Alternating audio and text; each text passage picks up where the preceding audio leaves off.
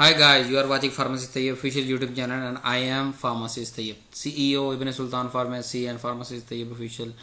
यहाँ पे आपको दो बातें बताना पड़ी हैं। मैं सबसे पहले तो नोट्स बुक आप लोग करते थे, तो आपके फर्स्ट ईयर से लेके फाइनल ईयर तक तमाम जो हैं वो डिजिटल नोट्स कह लें या बुक्स कह लें फार्म डी की लिखी जा चुकी हैं। मेरी वेबसाइट जो है www.pharmacytayyibofficial.com पे मौजूद हैं।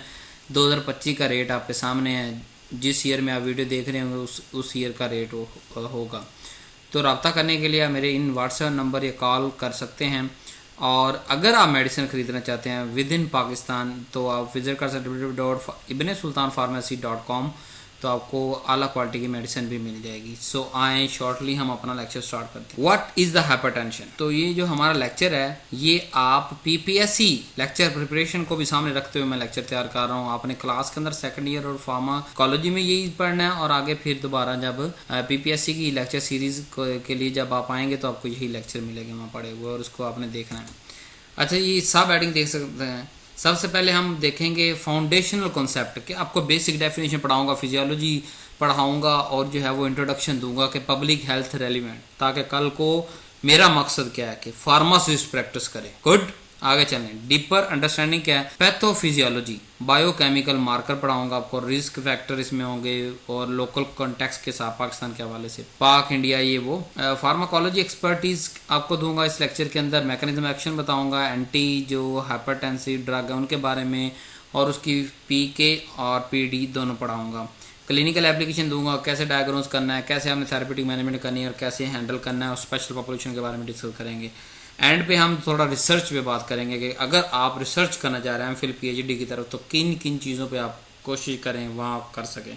आए हम अपना लेक्चर स्टार्ट करते हैं। What is hypertension? A chronic medical condition characterized by persistent elevation of arterial blood pressure. Blood pressure क्या होता है? आर्टेरियल जो ब्लड का प्रेशर होता है उसको हम कहते हैं ब्लड प्रेशर। और अगर वो आर्टेरियल ब्लड प्रेशर मुसलसल परसिस्टेंट कह रहे हैं हम, यानी कि रेगुलर बढ़ा हुआ ही है, मुसलसल बढ़ा हुआ है, एलिवेटेड है, बढ़ा हुआ है, इस जो मेडिकल कंडीशन को हम क्या कहते हैं? हाइपरटेंशन कहते हैं। उस पेशेंट का ब्लड प्रेशर या आर्टेरियल ब्लड प्रेशर मुसलसल 24 घंटे बढ़ा रहेगा, वो चाहे 5 पॉइंट बढ़े या 50 पॉइंट बढ़े, तो उसको हम हाइपरटेंशन कहेंगे। नेक्स्ट चलते हैं, इसका नॉर्मल वैल्यू क्या है? 120/80 कि जो सिस्टोलिक है वो 120 mmHg आएगा, डायसिस्टोलिक 80 mg आएगा। अगर इतना आ रहा है तो ये नॉर्मल है।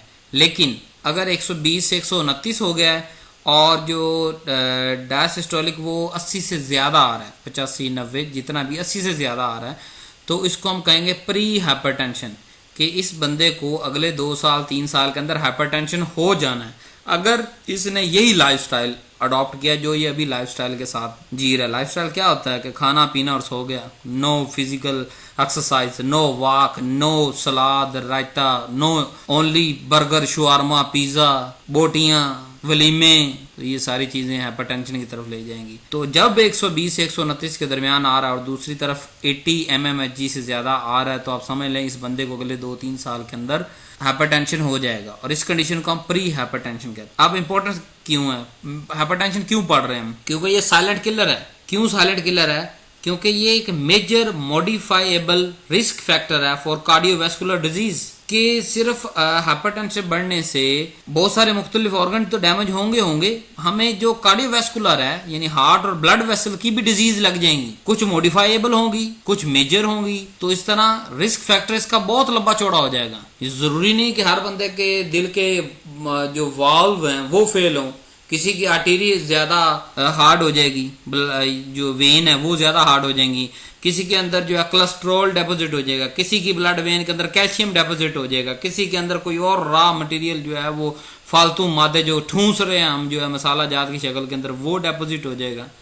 तो अगर ये प्री हाइपरटेंशन या फिर हाइपरटेंशन की तरफ जा रहे हैं तो हमें उसको रोकना ज़रूरी है, क्योंकि ये इंसान को मौत की तरफ, मौत तो आनी है, हर जी रूह ने मौत का जायका चखना है, लेकिन एक अच्छी सेहतमंद ज़िंदगी गुजारना एक अक्लमंद इंसान की निशानी है। सो अगर कुछ सिम्टम्स आपके अंदर आ रही हैं या आपके पेशेंट के अंदर आ रही है तो उसको कंट्रोल करें टिल डेथ, जब तक उसकी मौत नहीं आती तब तक उन सिम्टम्स को कंट्रोल करके मॉडिफाई करें, क्योंकि जी जो रिस्क फैक्टर है ना कार्डियोवैस्कुलर डिजीज की, ये मॉडिफाइबल है। तो जब ये मॉडिफाइबल है तो why you do not modify these symptoms, why you did not अगर वो मतलब उसका एक वाल खराब हो गया तब उसके चारों खराब होने का इंतजार कर रहे हैं। अगर उसकी ब्लड वेसल्स में थोड़ी सी चर्बी जम गई है तो क्या आप चाहते हैं कि पूरी वेन के अंदर जो है वो चारों नालियां ब्लड की बंद हो जाएं? नहीं, मॉडिफाई करें उसको, वॉक पे ले। आगे हम डिस्कस करेंगे सारा, वॉक, सलाद, रहता, ये चीजें कितनी कहानी कितनी सारी हम आगे पढ़ेंगे। अब pharmacist, you are the pharmacist, I am the pharmacist. हमारा क्या रोल है कम्युनिटी के अंदर, इस माशरे की इस्लाह के अंदर? सबसे पहले पेशेंट को गाइड करना हमारी जिम्मेदारी है। गाइड का मतलब वही डेली रूटीन, खाना क्या है, वॉक कितनी करनी है। फिर दूसरा मैनेजमेंट, उससे पूछना है कि वो दवाई ले भी रहा है या नहीं ले रहा। यार अगर उसको पैसे का इशू तो आप उसको मल्टीनेशनल से लोकल की तरफ ले आओ ना, ये तो हमें पता है ना। मल्टीनेशनल ओके, जिसके पास पैसा है वो मल्टीनेशनल खाए। हम कहते हैं multinational A1 number 1 all out class है, लेकिन जिसके पास पैसा नहीं है कम से कम वो मल्टीनेशनल, मतलब हफ्ते की दवाई ले गया, 3 हफ्ते उसे 1 हफ्ते की दवाई से निकाल रहा है तो उसको लोकल पे ले गया, उसको कहो भाई डेली खा तू, नहीं पैसे तेरे पास तो तू महंगी ना ले लेकिन मेडिसिन तो ले, जो आपके मुल्क के अंदर रजिस्टर्ड मेडिसिन है उनको तो वो खाए। तो काउंसिल करना, सरदर्दी लेना, ये आपका काम है। कौन सी मेडिसिन बंद करनी है, ये फार्मासिस्ट का काम है। कौन सी मेडिसिन चलानी है, ये फार्मासिस्ट का काम है। एक सादी सी मैं मिसाल देते हुए आगे जाता हूं। अगर आपके सामने टेस्ट आ जाते हैं, किस चीज के टेस्ट, कि उसकी चर्बी कितनी है, उसके अंदर जो है कोलेस्ट्रॉल कितना जमा हुआ है, उसकी जो है वो दूसरे पैरामीटर जो AHV और जो ब्लड की रिपोर्ट आ जाती है, अगर वो सारी रिपोर्ट आपको अच्छी से पढ़ें और आपको क्लिनिकल अंडरस्टैंडिंग हो तो उसके बाद आप खुद मेडिसिन प्रिस्क्राइब कर सकते हैं। You are the boss to assign the medicine. Pharmacist is the boss जिसने केमिकल सेलेक्ट करने हैं, जिसने उसकी डोज सेलेक्ट करनी है। लेकिन जब आपको बैकग्राउंड का ही नहीं पता होगा कि इसकी चर्बी बड़ी है तो कौन सी मेडिसिन देनी है जो चर्बी कम करे, कितनी बड़ी है 5 mg देनी, 10 mg देनी, 20 mg देनी। सो मेरे स्टूडेंट्स एंड कोलीग्स, अपने आने वाले फ्यूचर को स्कोर करना है, अगर तरक्की करनी है तो अपना क्लिनिकल नॉलेज, सिम्टम्स, साइंस, कौन सी मेडिसिन प्रैक्टिस करनी है जरा मजबूत कर लें। आगे चलें, फिजियोलॉजी पढ़ते हैं ब्लड प्रेशर की। फिजियोलॉजी की जो फर्स्ट ईयर के अंदर हम पढ़ के आ चुके हैं, ब्लड प्रेशर कैसे मेजर करते हैं। Cardiac output multiply by periphery vascular resistance. What is cardiac output? The volume of the blood pump by the heart पर मिनट, कि 1 मिनट के अंदर ब्लड कितना हार्ट पंप कर रहा है, उसको हम कहते हैं वॉल्यूम। CO कार्डियक आउटपुट उसको कहते हैं। और जब वो पंप होके आर्टरीज की तरफ जा रहा है तो आगे से आर्टरीज कितनी उसको रेजिस्टेंस शो कर रही हैं, इन दोनों को अगर आप मल्टीप्लाई कर दे तो आपके अंदर, आपके पास ब्लड प्रेशर की वैल्यू आ जाएगी उस पेशेंट के अंदर। तो एक और रिक्वेस्ट करना चाहूंगा कि जो पारे वाला निज़ाम है, पुराना सदियों से चलता हुआ आ रहा है कि बंदा मरने के कगार पे है और आप उसका जो है पारे के साथ चेक करके 120/80 120/80 बता रहे हैं, तो खुदारा डिजिटल की तरफ शिफ्ट हो। पूरी दुनिया डिजिटल की तरफ शिफ्ट हो रही है, मशीनरी यूज करें। हाँ, अगर आप बहुत ज्यादा कारीगर हैं और वाकई निकाल लेते हैं तो आप पारा यूज करें, नहीं तो आप डिजिटल मशीनों की तरफ शिफ्ट करें ताकि पेशेंट की, अब मिसाल मशीन की सबसे बड़ी मिसाल मैं आपको बताता हूँ। पारे के अंदर हार्ट बीट आती है? नहीं आती, वो तो ऊपर और नीचे वाला अंदाजा लगा जाता है। 120/80, यार मरीज का 120/80 ठीक है, या कोई अंदाजा अच्छा 135/90, लेकिन where is the heart rate, कि उसका हार्ट रेट क्या है। और मैं अपनी 5 साल की प्रैक्टिस फार्मासिस्ट का आपको बता रहा हूं कि हार्ट रेट में तो ज्यादा इश्यू आता है, स्टार्टिंग हार्ट रेट से होता है, लेकिन क्योंकि हमारा सिस्टम, हमारा निजाम हार्ट रेट को देख ही नहीं रहा। हम जो है वो लोकल दस्ती निजाम पे लगे हुए हैं कि हमने ऊपर वाला नीचे वाला देखना, उसके मुताबिक मेडिसिन दे देनी है। समटाइम्स ऐसे केस भी आते हैं कि हार्ट रेट नॉर्मल है, हार्ट रेट जो है बढ़ा हुआ है, बाकी नॉर्मल है, तो वहां हमने एक वाइजर डिसीजन लेना है कि हार्ट रेट की मेडिसिन यूज करनी है, ना कि सिस्टोलिक और डायसिस्टोलिक को आप कम ज्यादा करें। वो तो पहले अगर नॉर्मल तो नॉर्मल है। तो रेगुलेटरी सिस्टम हमारे पास बॉडी के अंदर 2 जगह जहां हमने खेलना है, फार्मासिस्ट की डोमेन है। पहला ऑटोनोमिक नर्वस सिस्टम, ये रैपिड काम करता है, शॉर्ट टर्म कंट्रोल करता है। जब बहुत ज्यादा बड़ा खड़ा है, ठीक है, वहां हम ये यूज करेंगे रैपिड बट शॉर्ट टर्म। फिर रेनल एंजियोटेंशन एल्डोस्टेरोन सिस्टम, रास सिस्टम, तो रास लॉन्ग टर्म कंट्रोल के लिए ब्लड वॉल्यूम और वेस्कुलर टोन दोनों को कंट्रोल करने के लिए इस्तेमाल हो। तो ये दोनों सिस्टम अलग से भी वीडियो मौजूद है, उसके अंदर मैंने फिजियोलॉजी पढ़ाई है, सारी वो चीजें पढ़ाई हैं। आप रास बाय फार्मासिस्ट तैयार सर्च कर लें, control of blood pressure by ANS या ऑटोनोमिक नर्वस सिस्टम आप वहां कर लें। लेकिन यहाँ मैं शॉर्ट कॉन्सेप्ट आपको दे रहा हूँ क्योंकि आप फिजियोलॉजी के अंदर ये पढ़ के आ चुके। तो इन 2 मेन से हम कंट्रोल करेंगे। जो मेडिसिन लेंगे वो या ANS की होगी या रास से होगी। ओके, नेक्स्ट चलते हैं जी। पैथोफिजियोलॉजी क्या है? बीमारी की अलामतें क्या हैं। नंबर 1 प्राइमरी हाइपरटेंशन होगा, या जिसे एसेंशियल हाइपरटेंशन कहते हैं। अभी हर बंदे को ही है, 90 से 95% है ये, ठीक है।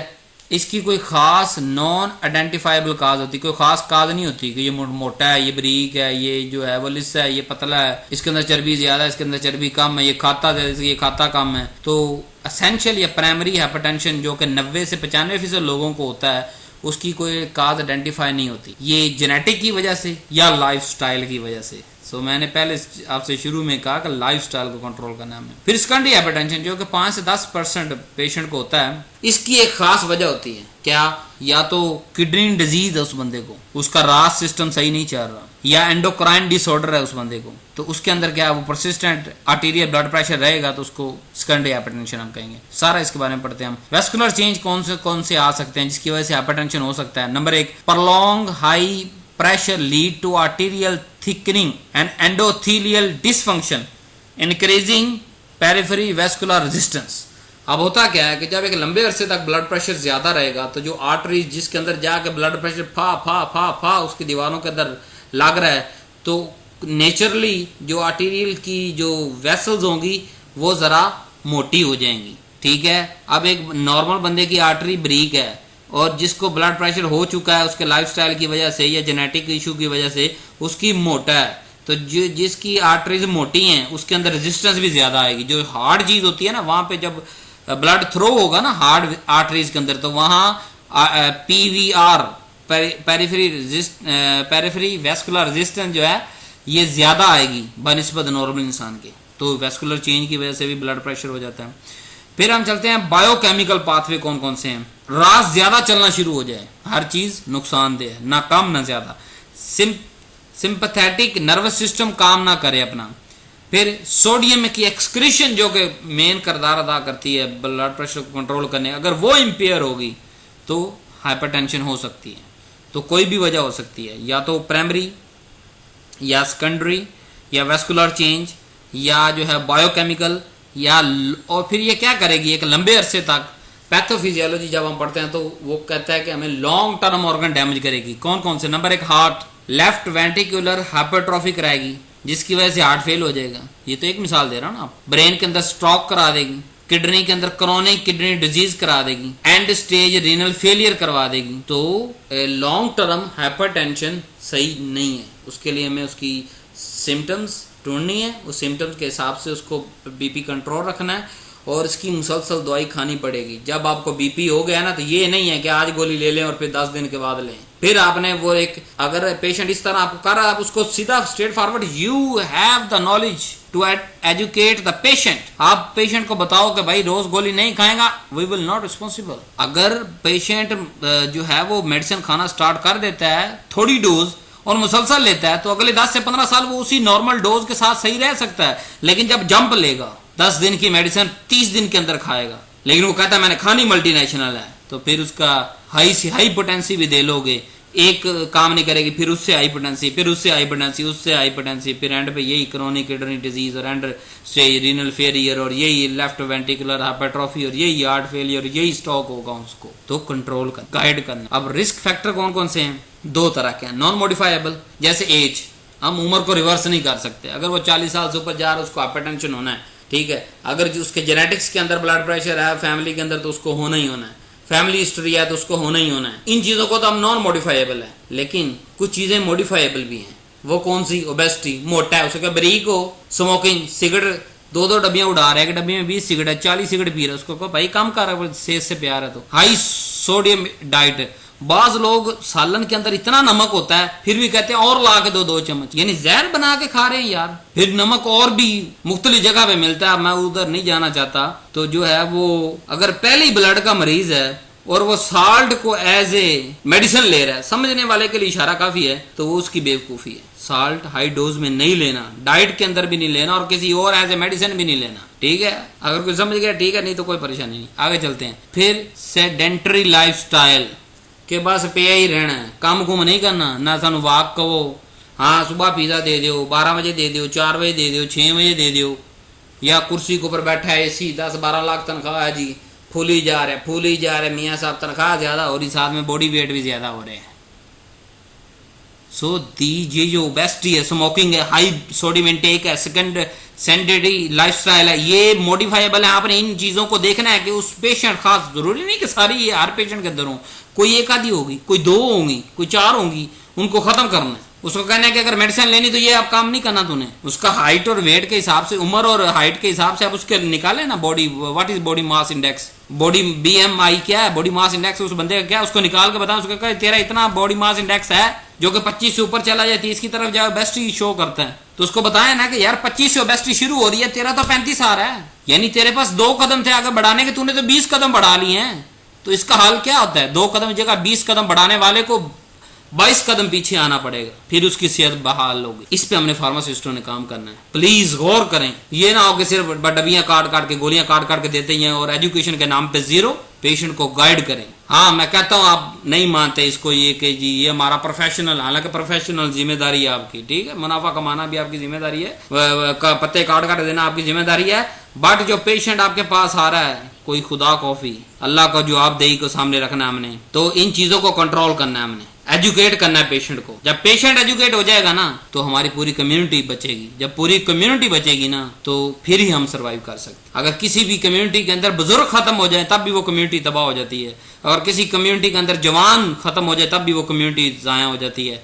किसी कम्युनिटी के अंदर बच्चे खत्म हो जाए तब भी वो कम्युनिटी तबाह हो जाती है। तो बच्चे, जवानी और बुढ़ापा, तीनों को हमने कंट्रोल करना है, तीनों को हमने लेके चलना है। हर मरीज को एक रट्टा तोता किया हो वही एजुकेशन नहीं करनी, उसके हिसाब से 5-10 मिनट उसकी बात सुनो, उसका मुख्तलिफ पहलू सोचो, फिर उसको एजुकेट करो। पब्लिक हेल्थ क्या होता है पाकिस्तान के अंदर, अगर आप मेडिकल स्टोर या फार्मेसी पे खड़े हैं तो आप एजुकेट करें। 1 दफा 2 दफा आपको जबरदस्ती बात करनी पड़ेगी, तीसरी दफा मैं गारंटी के साथ कहता हूँ वो पेशेंट खुद आपके पास चल के आएगा, चाहे वो अफ्रीका से मेडिसिन लेके आए, आपको दिखाएगा मेडिसिन के मैं ये खा रहा हूँ, क्या मेरे लिए सही है, मेरी ये रूटीन है, क्या मेरी सही है। तो मुनाफा हर चीज नहीं होता। अगर आप इस दुनिया और अगली दुनिया पे यकीन रखते हैं तो मुनाफा इज नथिंग। रिज़्क अल्लाह ने लिख दिया, वो आपको मिलना है, बट अपनी जो ईमानदारी, जो ऑनेस्टी आपके मोढे पे, कंधे पे भार है, उस भार को भी थोड़ा हल्का करें और एजुकेट करें प्लीज। खुदारा, मैं जानता हूँ पाकिस्तान के अंदर कितना नॉलेज है, मैं जानता हूँ पाकिस्तान के अंदर कितना टैलेंट है, मैं जानता हूँ तुम लोगों को कितना क्लिनिकल सिम्टम जबानी याद है, मैं जानता हूँ अगर तुम मरीज को एक लाइन बोल दोगे तो उसकी सेहत बच जाएगी, मैं जानता हूँ कि हार्ट अटैक और रीफेलियर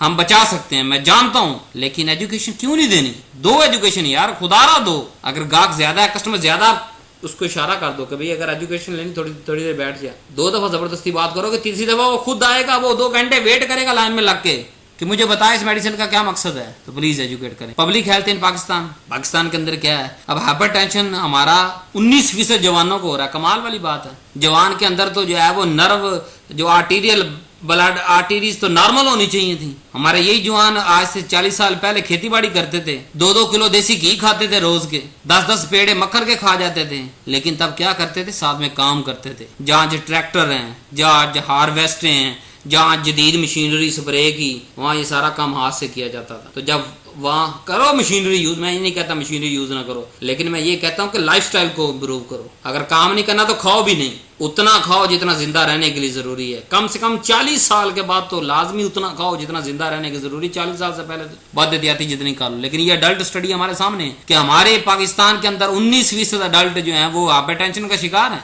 सो कंट्रोल करें इसको। चैलेंज क्या है? लो अवेयरनेस। इसी पे मैं बात कर चुका हूं, और बात नहीं करूंगा। पुअर एडहेरेंस, अब पुअर एडहेरेंस की भी बात कर चुका हूं कि पेशेंट क्यों नहीं लगता, क्योंकि उसके पास पैसा नहीं है। जब उसके पास पैसा नहीं है तो वो ब्रांड ही खरीदेगा, जब ब्रांड खरीदेगा तो वो 10 दिन की दवाई 30 दिन में लगाएगा। लेकिन अगर उसे आप एजुकेट कर दोगे ना, थोड़ा सा बता दोगे, तो आपको भी स्वाब मिलेगा, मुनाफा भी मिलेगा। इससे ज्यादा मैं कुछ नहीं कह सकता। और जो है वो पेशेंट की एडहेरेंस भी बढ़ेगी, वो रेगुलर आपसे मेडिसिन लेगा, आके रेगुलर खाएगा, सेहतमंद रहेगा। आगे चलते हैं, अब लेक्चर को थोड़ा जल्दी वाइंड अप करते हैं क्योंकि थोड़ा सा इमोशनल हो गए थे इन चीज़ों को, क्योंकि ये डेली लाइफ के टॉपिक्स हैं और डेली अभी भी मैं तकरीबन मेरा ख्याल है 9 से 12 घंटे फार्मेसी में यही सर खवा के आ रहा हूँ। तो इसीलिए मेरा ख्याल था कि आपको एक रियल किताबी दुनिया तो रहेगी ना पीछे, इस चैनल, इस यूट्यूब पे आने के बाद आपके पास रियल प्रैक्टिकल नॉलेज होना चाहिए। आगे चलते हैं, फार्माकोलॉजी के अंदर आ जाते हैं जी। हाइपरटेंशन कहते हैं कौन सी ड्रग यूज होती हैं जी एंटी हाइपरटेंसिव? नंबर 1 डायूरेटिक जी। मैकेनिज्म डायूरेटिक वैसे एक आम लफ्ज में हमने याद रखना है तो बिशाब आवर, जो बिशाब ज्यादा लेके आए। अच्छा जी, मैकेनिज्म क्या है जी? Increase the excretion of sodium कि सोडियम के एक्सक्रीशन ये ड्रग ज़्यादा करवाती हैं। और आपको चैनल फिजियोलॉजी के अंदर याद होगा कि किडनी के अंदर चैनल है कि जब सोडियम ज़्यादा निकलता है तो साथ में पानी भी ज़्यादा एक्सक्रीट होता है, ठीक है। तो जब सोडियम की एक्सक्रीशन बढ़ाएगा, डायूरेटिक कोई भी देंगे हम, उसकी मिसालें पढ़ते हैं, वो पानी भी ज़्यादा निकलेगा गुर्दों से। जब पानी ज़्यादा निकलेगा ब्लड वॉल्यूम कम हो जाएगा। तो किन दो चीज़ों पे डिपेंड करता है blood pressure? CO cardiac output, जो कि वॉल्यूम ऑफ ब्लड पे डिपेंड करता है। तो जब वॉल्यूम ऑफ जो है ब्लड कम हो जाएगा, CO कम होगा। जब CO कम होगा ब्लड प्रेशर कम हो जाएगा, ठीक है। फार्मूला ज़हन के अंदर इसलिए पढ़ाया मैंने आपको। नेक्स्ट चलते एग्जांपल इसकी क्या, थायराइड है। थायराइड डाययूरेटिक्स सबसे मशहूर हाइड्रोक्लोरोथायराइड, और बड़ी मिसालें हैं सिर्फ रेफरेंस के लिए। लूप डाययूरेटिक जो लूप पे काम करती हैं, इसका मैकेनिज्म में अलग सब जो है टॉपिक है, यहाँ हमने ज़रा क्विक व्यू करना है। पोटेशियम स्प्रिंग मेडिसिन जो है वो स्पाइरोनोलैक्टोन है, ठीक है, ये भी हमारे पास इस्तेमाल होती हैं। अब बीटा ब्लॉकर आ गए। क्या कहा था, ऑटोनॉमिक नर्वस सिस्टम होगा या रास होगा, तीसरी कोई ड्रग नहीं आएगी। जरा गौर से देखें बीटा ब्लॉकर के अंदर क्या आ गया हमारे पास कि ये ब्लॉक करता है एड्रेनालिन के इफेक्ट को, या जिसका नाम एपिनेफ्रिन भी है, हार्ट पर, leading to decrease the heart rate, कि वो हार्ट रेट को कम करे, and the force of contraction, जिस जोर से वो ब्लड फेंक रहा है, ताकि अगर वो जोर कम हो जाएगा हार्ट के पट्टों का जिससे वो फेंक रहा है, हार्ट रेट भी कम होगा, वो फोर्स भी कम होगी, तो कार्डिक आउटपुट कम हो जाएगा। जैसे ही कार्डिक आउटपुट कम हो जाएगा तो ब्लड प्रेशर का फार्मूला CO मल्टीप्लाई है PVR, peripheral vascular resistance. CO कम हो या PV कम हो, ब्लड प्रेशर कम हो जाएगा हमारा। चलें एग्जांपल, मेटोप्रोलोल, प्रोपेनोलोल। इंडेराल मैंने लिख दिया है क्योंकि ये बहुत ज़्यादा ड्रग इस्तेमाल होती है। 10 mg और 40 mg दो ब्रांड आ रहे हैं हार्ट रेट को कंट्रोल करने के लिए। अगर आप पहले दिन फार्मेसी पे खड़े हैं तो हार्ट रेट कंट्रोल करने के लिए इंडेराल आप यूज़ कर सकते हैं। ओके नेक्स्ट चलते हैं। ACE inhibitor, what is the meaning of S? Angiotensin converting enzyme. ये फार्माकोलॉजी में पढ़ चुके हैं, दोबारा पढ़ना है, फार्माकोलॉजी की सीरीज में चले जाएं, यहाँ में सिर्फ टच करना है।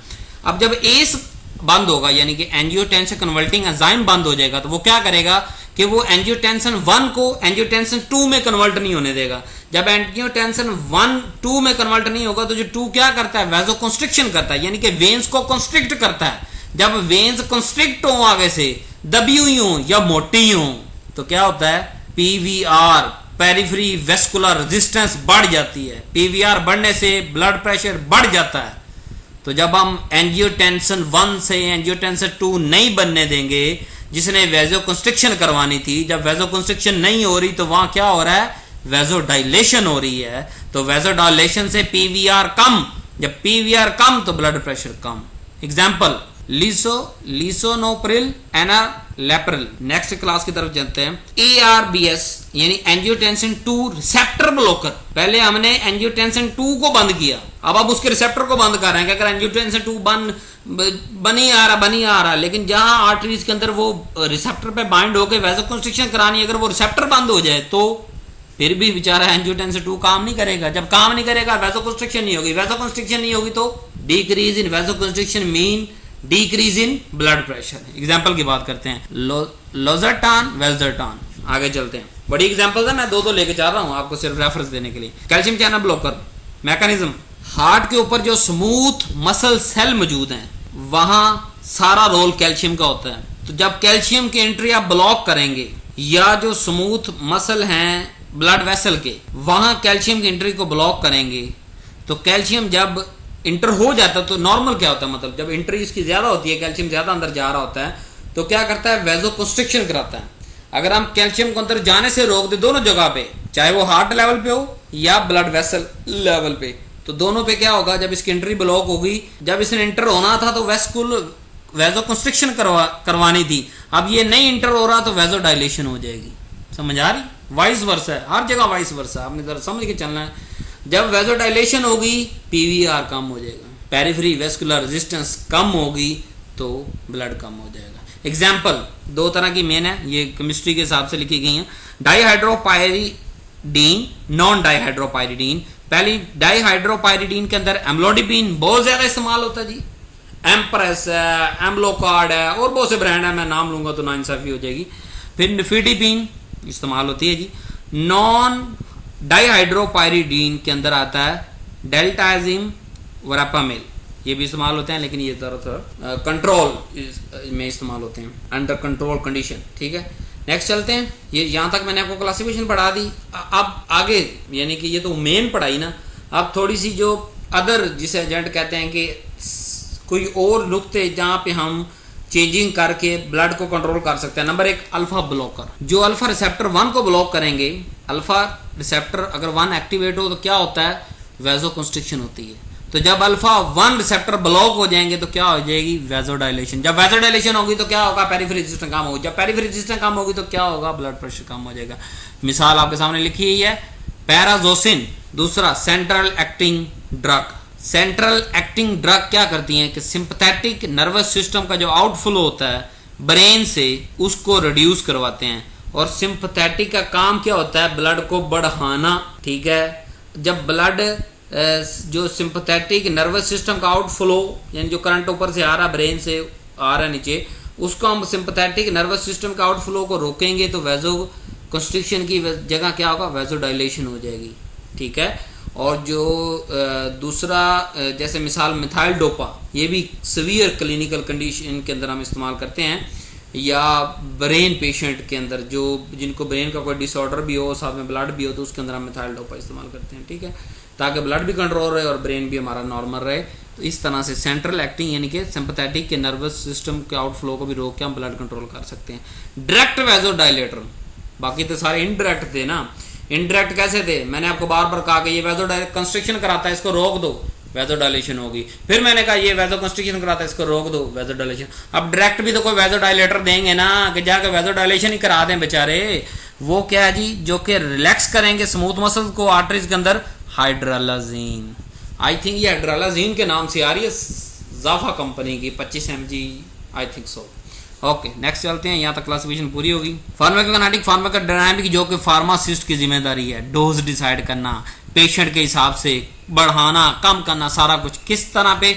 जब उस ड्रग की हमें ऑनसेट पता होगी, हाफ लाइफ पता होगी, मेटाबॉलिज्म पता होगा, तो हम डोज फ्रीक्वेंसी दे सकते हैं। फिर ड्रग इंट्रैक्शन जरा दो बड़े मेन है, दोनों जरा कान खोल के देख लें। अगर एमबीबीएस डॉक्टर की पर्ची के अंदर ये दोनों चीजें इकट्ठी दी गई हैं तो आप एमबीबीएस को भी कॉल दे सकते हैं कि सर प्लीज कॉपरेट, ये दो चीजें आपने गलत लिख दी हैं। एस इनहिबिटर के साथ हमने एनसेड नहीं देना। एनसेड क्या होता है जी, non steroidal anti inflammatory drug. अगर हम एस इनहिबिटर दे रहे हैं ना, तो साथ में जो ये non steroidal anti inflammatory drug है ना, पेन किलर्स हैं, इनको एस इनहिबिटर के साथ हमने नहीं देना। क्यों? क्योंकि इससे क्या होगा कि एक्यूट किडनी इंजरी हो जाएगी। अब इसको डिटेल में पढ़ने के लिए आप या तो क्लिनिकल फार्मेसी की मेरी वीडियोस देख लें, या दूसरा एक सादा कॉन्सेप्ट यहाँ पे देता हूँ ताकि आप जब पीपीएससी क्लियर कर रहे हैं ना आप, तो एनसेड और एस इनहिबिटर, इनका जो मैकेनिज्म होता है ना, या जहाँ से एक्सक्रीशन होती है, मुख्तलिफ कंपाउंड का मुख्तलिफ जगह पे होगा। एक नॉर्मल दे रहा हूँ आपको, तो वो सेम अगर रिसेप्टर पे उन्होंने एक्सक्रीट होना है, जहाँ से निकलना है, या उनकी जो है वो मेटाबॉलिज्म सेम एंजाइम ने करना है, तो वहाँ पे डैमेज हो जाएगा, एक बढ़ जाएगा, एक कम हो जाएगा।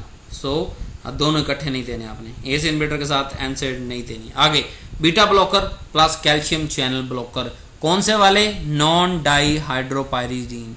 अब इससे क्या होता है कि बहुत ज्यादा हार्ट रेट कम हो जाता है, क्योंकि दोनों ने हार्ट रेट कम करना है, तो ज्यादा हार्ट रेट कम हो जाएगा तो बंदा ही पूरा हो जाएगा। सो सीवियर ब्रेडिकार्डिया मतलब हार्ट रेट बहुत ज्यादा कम हो जाना। तो ये दो ड्रग इंटरेक्शन आपने याद रखने हैं पीपीएससी के हवाले से। आगे चलते हैं, डिटेल इसकी फिजियोलॉजी में भी आ जाएगी, क्लिनिकल में भी आ जाएगी। Next next next next quick करना रिवाइज। फार्माकोजेनेटिक्स, वैसे हमारा टॉपिक नहीं है लेकिन पढ़ा देता हूँ। जेनेटिक वेरिएशन की वजह से भी होता है, जैसे एस जीन मुख्तलिफ फैमिली के अंदर मुख्तलिफ तरह की होती है, तो अब वो भी जब फैमिली ओरिएंटेड एस जीन है तो ड्रग रिस्पॉन्ड पे ये भी काम करेगी कि एस जो इनहिबिटर हैं वो भी आपने अगर किसी पेशेंट पे काम नहीं कर रहे एस इनहिबिटर, मैं एक नॉर्मल बात कर रहा हूँ, नहीं कर रहे, तो आपने उसको एस इनहिबिटर या नहीं देनी, उसको हमने दूसरी चीज़ों पे शिफ्ट करना है, क्योंकि हो सकता है कि उस खास पेशेंट या उस खास फैमिली के अंदर एस इनहिबिटर या एस इंक्लूडिंग जो ड्रग्स हैं वो काम ना करती हों, या कम काम करती हों या ज़्यादा काम करती हों। तो अगर एस से कंट्रोल नहीं हो रहा तो आपने एस से शिफ्ट हो जाना। ये आपने जेनेटिक फैक्टर याद रखना, बाकी किसी का जेनेटिक फैक्टर नहीं है किसी भी और ड्रग का।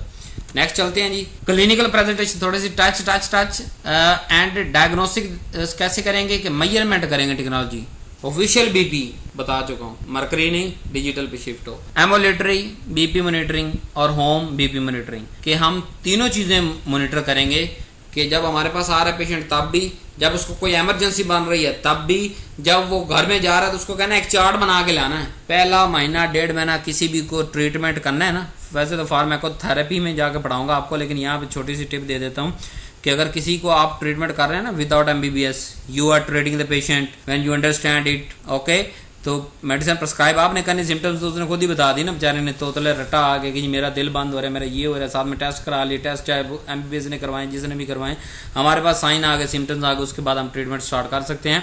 और MBBS ने भी चेंज करने होते हैं, ठीक है। कोई MBBS कोई सोने का तगमा लेके नहीं ऊपर से पैदा हुआ कि उसने जो लिख दिया वही है, हो सकता है उसके पास हफ्ते के अंदर कवर ना हो, फिर दूसरे हफ्ते हो जाए, तीसरे हफ्ते, इसी तरह हमने भी जो है ना वो सबसे पहले जो मोस्ट एक्सपेक्टेड ड्रग वो देनी है। अगर नहीं कोई कंट्रोल हो रही, हार्ट रेट कंट्रोल नहीं हो रहा, ऊपर वाला नीचे वाला कंट्रोल नहीं हो रहा, तो जो आपने रेसिपी दी है उसको थोड़ा सा चेंज कर देना है, उसकी डोज बढ़ा देनी है, कम कर देनी है, या कोई और जो है वो जेनेरिक पे शिफ्ट हो जाना है। तो लेकिन जब वो जाएगा घर पूरे महीने के लिए, 15 दिन के लिए, हफ्ते के लिए, और उसको कहना है कि आपने चार्ट बनाने हैं सुबह दोपहर शाम या हर 4 घंटे के बाद, या जब आपकी तबीयत खराब हो तब आपने लाजमी बनाना है, ठीक है। तो ये सारा चार्ट आपके पास लेके आएगा, आप उसको मॉनिटर करिएगा, तो वो जो है वो इस तरह मेजर कर सकते हैं। डायग्नोस्टिक कंसल्टेशन के अंदर white code versus mask hypertension, diagnostic investigation के अंदर हम रीनल फंक्शन टेस्ट करवा सकते हैं, किसका रीनल फंक्शन टेस्ट का क्या सूरत है, लिपिड प्रोफाइल करवा सकते हैं, चर्बी है कि नहीं, ECG करवा सकते हैं कि उसके जो फेसिस है वो आ रहे हैं नहीं आ रहे, ये क्या सूरत हाल है, ठीक है। हाइपरटेंशन ग्रेडिंग करेंगे कि हम उसके लिए मुख्तलिफ हम गाइडलाइन, इंटरनेशनल गाइडलाइन यूज़ करेंगे कि GNC, AHA, ACC, ESC, ठीक है। ये सारी गाइडलाइंस हम इसको फॉलो करते हैं, और जो मैंने बातें आपको बताई हैं सारी गाइडलाइन से या अपने पर्सनल तजर्बे से बताई हैं, ठीक है। नेक्स्ट चलते हैं थेरेपेटिक मॉनिटरिंग। हम नॉन फार्माकोलॉजी वही आ गया ना, डाइट और एक्सरसाइज करवानी है, लाइफस्टाइल मॉडिफाई करना है उसका, फिर उसकी तबीयत सही होगी। फार्माकोलॉजी पहले मोनोथेरेपी वर्सेस कम्बिनेशन थेरेपी के अंदर मोस्ट पेशेंट को 2 या 2 से ज़्यादा ड्रग चाहिए होती हैं, तो आपने ये जेन में रखते हुए उसको मेडिसिन लिखनी है। फर्स्ट लाइन ड्रग के अंदर आपने थायराइड करना है, फिर एस इनहिबिटर मतलब थायराइड या एस इनहिबिटर या ARB या कैल्शियम चैनल ब्लॉकर, इनमें से आपने फर्स्ट चॉइस लेनी है। अगर 15-20 दिन के बाद फिर भी कंट्रोल नहीं हो रहा तो, या रेजिस्टेंस रह रहा है, तो फिर आपने जो है वो 2 से 3 मेडिकेशन उसको इकट्ठी देनी है, मुख्तलिफ टाइमिंग पे मुख्तलिफ फार्मूलों की आपने यूज़ करनी है, 2 से 3 मतलब मिक्स करके भी दे सकते हैं। हाइपरटेंशन स्पेशल पॉपुलेशन के अंदर देखते हैं, प्रेगनेंसी के अंदर आ गया पेरिक्लैम्प्सिया, मिथाइल डोपा, लेबिटालोल और सेफ चॉइस, और ये दोनों हम प्रेगनेंसी में यूज़ करेंगे। एस इनहिबिटर और ARB नहीं यूज़ करने हमने प्रेगनेंसी के अंदर। जो हमारे बुढ़े मरीज़ हैं यानी जान है हमारी, उनको आपने लो डोज से स्टार्ट करना है, साइड इफ़ेक्ट को अवॉइड करना है कि अगर उसकी हार्ट रेट बढ़ रहा है, हार्ट रेट कम हो रहा है, बिल्कुल क्लोजली मॉनिटर करना पड़ेगा उसको, ठीक है। फिर जो डायबिटिक और क्रॉनिक किडनी डिजीज़ के पेशेंट हैं उनके लिए भी थोड़ा सा मैनेज करना औखा होता है, लेकिन इतना औखा भी नहीं होता जब आप प्रैक्टिस करेंगे। फर्स्ट आप चाहे हमारे पाकिस्तान के अंदर कल्चर MBBS का है, तो MBBS की पर्चियाँ आपके पास आएंगी, तभी पता चल जाएगा ये कौन कौन सी मेडिसिन इसको दे रहा है, इसकी कितनी थी, कितनी हिस्ट्री, वहाँ से पता चल जाएगा। जो मैं आपको कोर्स करा रहा हूँ इससे भी आपको पता चल जाएगा। फिर 1 साल 2 साल प्रैक्टिस करेंगे, उससे भी आपको जो खुद आप सीखेंगे वो दुनिया की कोई चीज़ आपको नहीं सिखा सकती। तो आहिस्ता आहिस्ता आपको सारा चीज़ें मैनेज करनी आई थी। डायबिटिक की ड्रग को भी साथ में चलाना है, उसकी जो किडनी डिजीज़ है उसको भी साथ में चलाना है, और उसको उसका हाइपरटेंशन भी कंट्रोल करना है। लेकिन ड्रग चॉइस ज़रा ऐसी इस्तेमाल करनी जो उसकी किडनी में भी यूज़ करे, उसको जो है वो BP में कंट्रोल करे, और डायबिटिक के साथ में उसका ट्रीटमेंट रोकना नहीं है, डायबिटिक की मेडिसिन साथ में इस्तेमाल करते रहना है। इनके अंदर हम ज़्यादातर एस इनहिबिटर और ARBs हम इस्तेमाल करते हैं, ताकि क्योंकि ये किडनी को थोड़ा बचा के रखती हैं, और किडनी भी सही रहता है और BP भी सही रहता है। एडवांस क्लिनिकल एस्पेक्ट्स के अंदर हमारे पास हाइपरटेंसिव क्राइसिस होता है, जैसे अर्जेंसी, जैसे सीवियर एलिवेटेड विदाउट एक्यूट और ऑर्गन डैमेज, क्योंकि ऑर्गन डैमेज तो नहीं हुआ लेकिन बहुत ज़्यादा बढ़ गया उसके अंदर अर्जेंसी के अंदर। फिर एमरजेंसी होती है कि severe elevated blood pressure with acute organ damage required, कि इसके अंदर कोई ना कोई डैमेज हो रहा है, require immediate hospitalization and IV drug. Emergency के अंदर हम फ़ौरन लेके जाएंगे, लेकिन अर्जेंसी के अंदर मतलब ये है कि उसने मेडिसिन लेनी है, उसका सीवियर रह रहा है लेकिन उसके अंदर कोई डैमेज नहीं हो रहा ऑर्गन का, लेकिन उसको मेडिसिन पे लगा देना है कि भाई सुबह दोपहर शाम तो खानी ही खानी तेरे हिसाब दी, हूँ थोड़ी खा ला मिकदार दी तेरी मेहरबानी, नहीं तो 6 महीने बाद फिर मिकदार वध जानी, तो मुड़ फिर वध जानी, फिर वध जानी, फिर वध जानी, तो फिर तेन नाकाबले ट्रीटमेंट हो जाना। फिर तू कितने फक्कियाँ खाएगा, कितने तू सलूने सालन खाएगा, कितने तू सलूने चावल खाएगा, तो फिर मौजा करेगा, तो जिथे तेरी 10-12 साल जिंदगी हो तो 1-2 साल पुड़ के या मंजी ते प्यार रह जाएगा। Urgency it is called urgency. और एमरजेंसी का मतलब उसे फ़ौरन से शिफ्ट करें, हॉस्पिटलाइज करें और उसको आईवी ड्रग दें, उसको कंट्रोल करें। इसके अंदर थोड़ा बहुत ऑर्गन डैमेज भी होता है, इसलिए हम उसको हॉस्पिटलाइज कैसे करते हैं ताकि कम से कम ऑर्गन डैमेज हो और जो है बीपी फ़ौरन कंट्रोल कर सकें। अब कॉम्प्लिकेशन की बात करें, मायोकार्डिक इन्फेक्शन हो जाती है, हार्ट फेलियर होता है, स्ट्रोक होता है, किडनी फेलियर, इन सब चीज़ों को आपने सामने रखना है कि ये ना हो आपके पेशेंट के अंदर। Role of biomarker, genetic study भी हम जो है वो बायोमार्कर यूज़ करते हैं। जेनेटिक स्टडी ये ज़रा एडवांस है, इसको हम यहाँ डिस्कस नहीं करते, बट आपको पता होना चाहिए कि बायोमार्कर भी यूज़ होते हैं ब्लड को कंट्रोल मॉनिटर करने के लिए, जेनेटिक स्टडीज़ भी यूज़ होती हैं। अब एविडेंस बेस गाइडलाइन कौन कौन सी है हमारे पास? सबसे पहले लेटेस्ट गाइडेंस AHA की है, ACC की है, ESC की है, NICE की है, WHO की। तो ये सारी गाइडेंस तकरीबन आप कभी वक्तन फ़क्तन पढ़ते रहेंगे और रलवी मिलवी हैं, मतलब कोई इसमें कोई बड़ी डेफिनेशन नहीं है कि उसे WHO ने कुछ और लिख दिया मशरक़ के अंदर और AHA ने दूसरा लिख दिया, लेकिन उन्होंने अपनी अपनी कैटेगरी और अपनी अपनी डिफरेंट कंडीशन को सामने रखते हुए उन्होंने गाइडलाइन दी है। पाकिस्तान के अंदर हम जो है वो लोकल वो डायग्नोस्टिक और मैनेजमेंट ही करते हैं, गाइडलाइंस वैसे अपने को है कोई नहीं। अच्छा जी, ट्रीटमेंट है, एल्गोरिथम क्या होते हैं जी? आजकल फ्लो चार्ट आ चुके हैं जिस पे हम पेशेंट को ज़रा गाइड कर सकते हैं जी।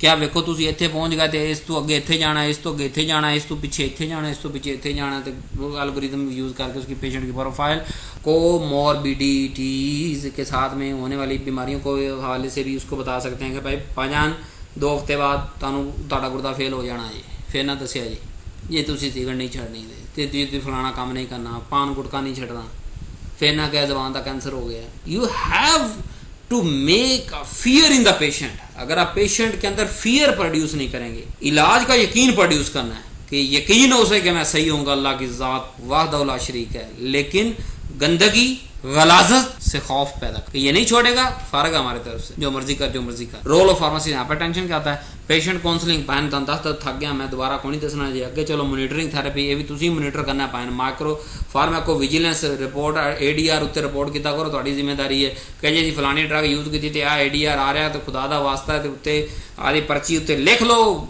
भी आ ADR आ रहा है, तो दूसरे डॉक्टरों को पता होना चाहिए। कम्यूनिटी फार्मेसी की कर सकती, बैठो कंपेन चलाए, फ्री स्क्रीनिंग करे भी आ जा मियाँ सारे हाइपरटेंशन चेक कराओ, चल भी अज तुहाडी शुगर की कंपेन है तो कर सकते हो, कोई नहीं, दिल वड्डा होना चाहिए। खैरात सदकात ज़कात तुहाडियां चलदियां रहणगियां तो फार्मेसियां भी चलणगियां, जे सारा ही घुट के मार रख लोगे तो फिर कुछ भी नहीं चलना।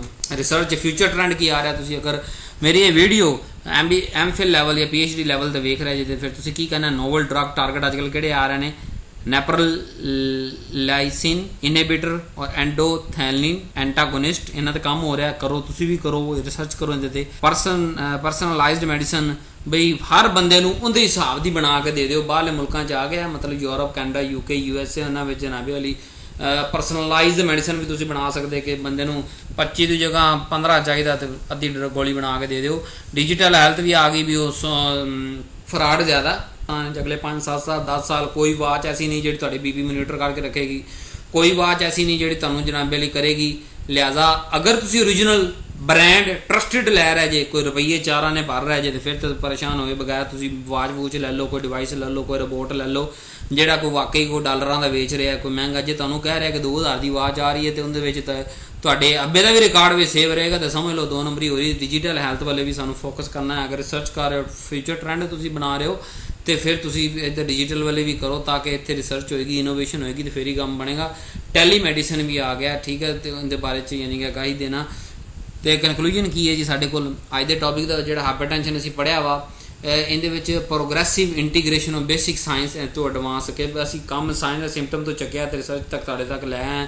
ਤੁਹਾਡੀ ਵੀ ਇਹੀ ਜ਼ਿੰਮੇਵਾਰੀ ਹੁੰਦੀ ਹੈ ਕਿ ਕਲੀਨਿਕਲ ਪ੍ਰੈਕਟਿਸ ਤੱਕ ਤੁਸੀਂ ਜਾਓ। ਅਗਰ ਐਜ਼ ਅ ਫਾਰਮਾਸਿਸਟ ਤੁਸੀਂ ਕਲੀਨਿਕਲ ਪ੍ਰੈਕਟਿਸ ਨਹੀਂ ਕਰਦੇ, ਯੋਰ ਨੌਲੇਜ ਇਜ਼ ਵੇਸਟ। ਤੁਹਾਡੀ ਜਗ੍ਹਾ ਤੇ 10 ਪੜ੍ਹਿਆ ਵੀ ਪੈਨਾਡੋਲ ਕੱਢ ਕੇ ਦੇ ਸਕਦਾ ਹੈ, ਲੇਕਿਨ ਪੈਨਾਡੋਲ ਦੀ हर वेचने वाले पैनाडोल डोज दसने वाला फार्मासिस्ट ही होएगा, ठीक है। कंटिन्यू रिसर्च की है कि वाइटल फॉर इंप्रूव आउटकम होंगे रहन, ठीक है, और फिर फार्मासी सैशन चलते रहन। MBBS में एक अद्धी बारी विखा लो, बाद फार्मासी अपने सैशन तुम चलाया करो BP वाले, ताकि तुहाडा मैनेज तो पेशेंट एजुकेशन तो प्रिवेंशन चलती रहे। So love you so much, thank you very much जी। अज की सीरीज अपनी खत्म हुई तो कल नवे लैक्चर तो नवे सीन नवी जबान नवे लहजे मिलांगे। बाय बाय, अल्लाह हाफिज़।